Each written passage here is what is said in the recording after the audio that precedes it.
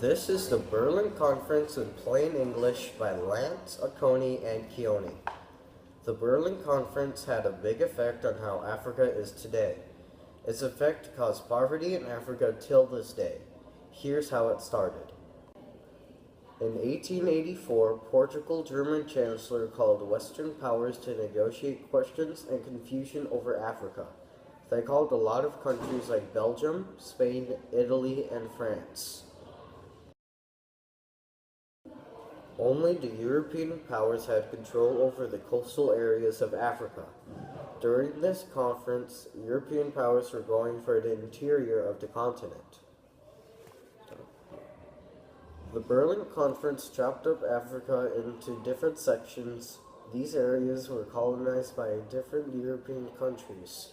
Before this conference, Africa was mostly colonized by Africans. This decided which European countries would get each parts of Africa.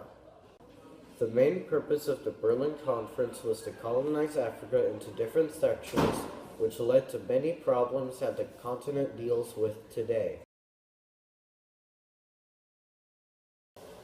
The ways the Europeans ran the colonial economies in ways that made them money and didn't help enrich the Africans or even train them. The colonial government didn't educate Africans, which made African countries poor and helped with their bad government after they gained independence. The European government divided Africa as they liked. They didn't care about the different ethnic groups getting split up. These different groups in the divided areas didn't get along. As they got their independence, they ended up having ethnic conflicts, which weakened both sides of the ethnic groups.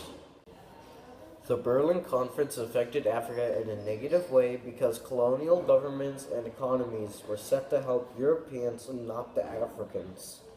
On the other hand, for the other countries at the conference, they had positive things happen to them at the conference.